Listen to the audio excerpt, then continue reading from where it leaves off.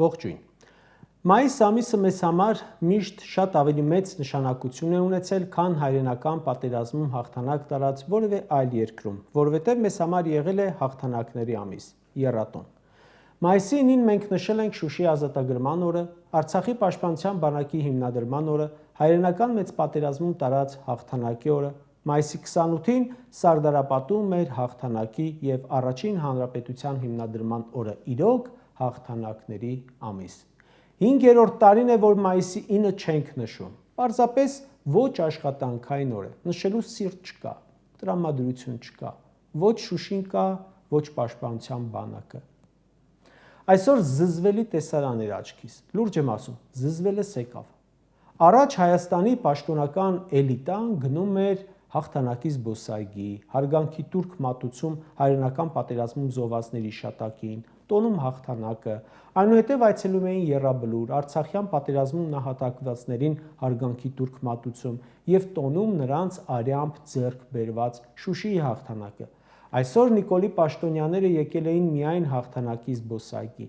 Բոլոր պաշտոնյաներին համառ լրագրողները հարցնում են. այսօր ձեզ համար ինչ օր է, եռատոն է թե ոչ, Անվտանգության խորհրդի քարտուղարն ասում է ոչ, եռատոն չէ, Շուշիի հաղթանակ չկա։ Սա նախկինների ազատագրած Շուշիում հարսանիքներ անում, ինքը հանձնեց, էլ տոն չկա իր համար։ Պաշտպանության փոխնախարար Արման Սարգսյանը ցրում է, ասում է չեմ պատասխանի, չեմ մտնի ձեր տրամաբանության մեջ, սադրում եք։ Արտաքին գործերի փոխնախարար Մնացական Սաֆարյանը ասում է հաղթանակի օրն է հայրենական պատերազմում։ Պատերազմում այո, պարտվել ենք։ Չկա երկիր, որ պարտված չլինի, բայց ո՞րն է ձեր նման կորցրել դեմքը, ո՞րն է ուրացել իր կորուստը, ով է ձեր ճակատին զենք դրել ու ասում մոռացիր Շուշին։ Ալիևն է պատվիրել։ Նա է պահանջել, որ հիշեք միայն իր հաղթանակը, իսկ մեր հաղթանակների մասին մոռանաք։ Դուք էլ պետության էլիտա եք կոչվում, ղեկավար եք կոչվում, այսքան անողնաշար։ Ասենք չխոսեցիք Շուշի ազատագրման տոնի մասին, ինչ մոռացության եք տալիս, հույս չունենաք։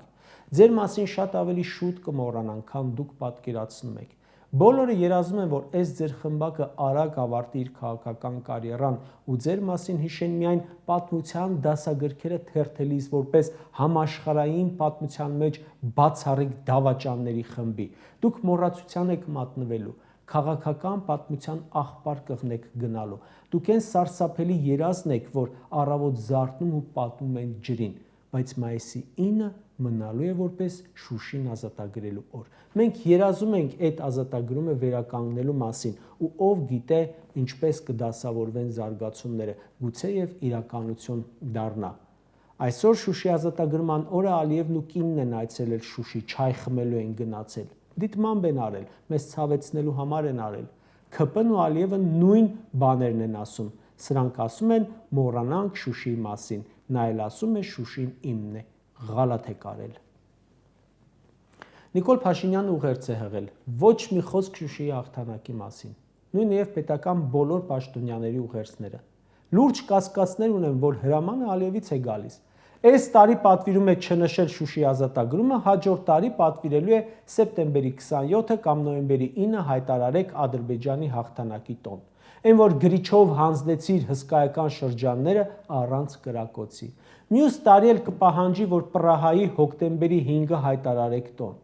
Դուք եք, չէ, սեպտեմբերի 19-ը հայտարարում ինքնիշխանության օր, այն որ հայրենակիցները հազարամյա հողը թողեցին, իրենց կառուցած տները թողեցին, լցվեցին մեքենաներն ու փախան, չցեղասպանվելու հույսով, դա դուք ասում էիք Հայաստանի համար, մեզ համար ինքնիշխանության օր է։ Նիկոլը Մոսկվայում մասնակցում է հաղթանակի զորահանդեսի, դու ինչ կապ ունես հաղթանակի հետ։ 20 երկրի ղեկավար Մոսկվա է ժամանել հաղթանակի զորահանդեսին։ Նրանք բոլորը ասելու, պատմելու, հպարտանալու բան ունեն։ Դու ինչ ունես։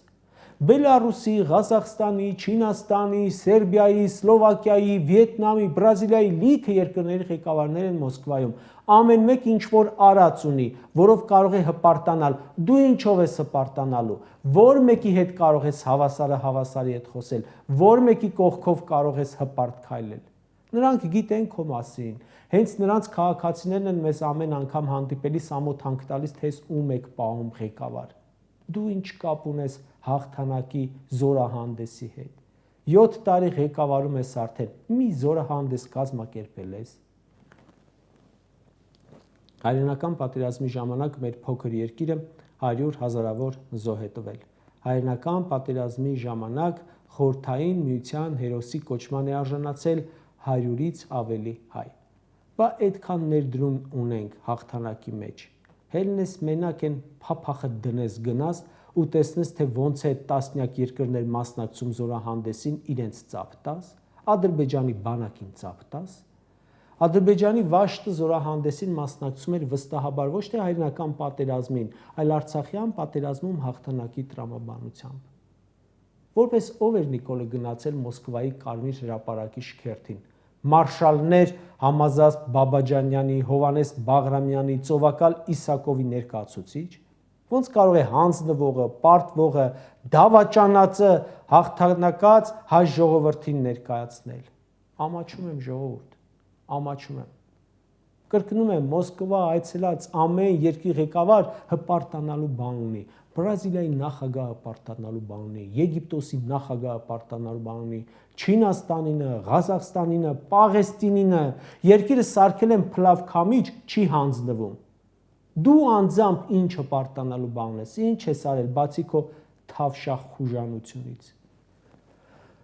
Ափսոսում եմ ու ամաչում եմ մեր հերոսների այս անտեսվածության համար ու միջակից ցածրերի ամբիոններ բարձրանալու համար։ Հաղթանակածները, ազատագրածները, գրավածները մի կողմ են քաշվել, անտեսվել են, վարկաբեկվում են, դատվում են, միջակը, մանրը, վախկոտը, աղբը ջրի երես է դուրս եկել։ Երեք երկրապահի օրներ։ Իր ղեկավարած կառույցը հողին հավասարեցրած ԿՊԱ-ական Սասուն Միքայելյանն էր գնացել Եռաբլուր, հիշատակ անարգելու։ Երկրապահը այդ անունը շատ բան է ասում։ Ոնց դուք այդ անուն ունեցող կառույցը համաձայնեցիք հանձնել այդ ԿՊԱ-ականին։ Երկրապահների կյանքի գործը եղել է Արցախ պահելը, ազատագրելը։ Եթե հարցնես երկրապահներին ինչ է կարել սաղ կյանքում, կասեն Արցախ ենք ազատագրել։ Այդ մեկը միայն արդեն հերիք է, բայց էր սաղ կյանքի գործը Սասունը պռավալ տվեց, հայտարարեց, թե թավշախ խուժանությունը Արցախում հաղթանակից կարևոր էր, թույլ տվեցիք դառնա ձեզ ղեկավար։ Սասունն ու ԿՊ-ն հանձնել են հողերը ու ասում է Վազգենի պատգամն ենք կատարում։ Վազգենի պատգամը Շուշին հանձնելն էր։ Երկրապահը Սասուն Միքայելյանը բերեր դարձել է Նիկոլին քույր կառույց, այն Հանրապետություն կուսակցության նման մի բան է սարքել, ԿՊ կցորդ։ Այդ կառույցը դարձել է ԿՊ-ի համար փողով ստատուս գրող ֆեյքերի ֆաբրիկա։ Ապրիլի 23-ին Նիկոլը պետական բյուջեից 235 միլիոն դրամ է տալիս երկրապահին, 3 օր անց իրենց Facebook-յան էջում Ռոբերտ Քոչարյանի դեմ հոդված են գրում։ Հայրենիքը վարի տվին ձեն չհանիք։ Վազգեն Սարգսյանի արձանը պղծեցին ձեն չհանիք։ Մի հատ խրոխտ տեքստ չտեսանք։ Մի քանի կոպեկ փող տվեցին, մեկ էլ հոп խրոխտ տեքստ Քոչարյանի դեմ։ Սասունն ասում է իմ երջանիկ օրերից մեկը Շուշիի ազատագրման օրն էր։ Չէ, սխալվում ես։ Քո երջանիկ օրերից մեկը այն օրն էր, երբ հեղափոխության շնորհիվ տղետ դարձավ քաղաքապետ, աղջիկդ մարզպետի օգնական։ Վառելիքի կալոնկատ էլ շարունակեց եկամուտ բերել։ 7 տարի առաջ այսօրը Նիկոլը Արցախ էր այցելել, ուղերձեր հղել, ասում էր Շուշի ազատագրումը եւ Արցախի պաշտպանության բանակի ստեղծումը բացառիկ կարեւորություն ունեն մեր նորագույն պատմության համար։ Ասում էր Շուշի ազատագրումը հայ ժողովրդի անվտանգության կարևոր բաղադրիչ է։ Ասում էր Արցախի հանրապետության ժողովրդի անվտանգությունն ու ինքնորոշման իրավունքի իրացումը սա կարգության առարկա չեն։ Դրանք բացարձակ արժեք են մեզ համար։ 7 տարի առաջ այս ուղերձն ես հղել։ Սենց ամեն ինչ ուրացար ու փոխարենը ինքնական գետինը մտնելու շարունակում ես խայտառակել մեզ։ Ասում է Հայաստանի Հանրապետությունը գնում է ազատության, ժողովրդավարության, խաղաղության ճանապարհով։ Ոչ, դու գնում ես խայտառակության ճանապարհով, դու գնում ես փակուղի ու մեզ տանում ես քեզ հետ։ Կարճ ասած։ Նիկոլ Փաշինյանն ասում է՝ ի հեճուկս բոլոր ներքին եւ արտաքին սադրանքների Հայաստանի Հանրապետության եւ Ադրբեջանի Հանրապետության միջև պատերազմ չի լինելու, լինելու է խաղաղություն։ Սա նույն մարդն է, որ ասում էր Ղարաբաղի հարցը ի հեճուկս Ադրբեջանի սադրանքների չունի ռազմական լուծում։ Ներքին սադրանքները ովքեր են անում։ Ինչ եք կարծում։ Ում պատճառով է, որ խաղաղություն չկա։ Մեր խաղաղությունը խախտվել է Նիկոլ Փաշինյանի իշխանության գալով։ Խաղաղության խոչընդոտը այդ մեկ անձն է։ Նա իր բանակցելու անկարողությամբ, իր խեղճ տեսքով, իր հանձնվողականությամբ, իր զիջումներով հակացուցված է խաղաղությանը։ Նա կարող է երազել խաղաղության մասին, բայց նա խաղաղություն չի կարող բերել։ Նա միայն բերում է պատերազմ, հանձնումներ, զոհեր, վիրավորներ, բռնագաղթացներ, խեղված ճակատագրեր, կորուստներ ու կորուստներ։ Չի կարող խաղաղություն բերել նա, ով կատարում է թշնամու պատվերները։ Խաղաղություն հնարավոր է միայն առանց Փաշինյանի, իսկ իրենով երբեք։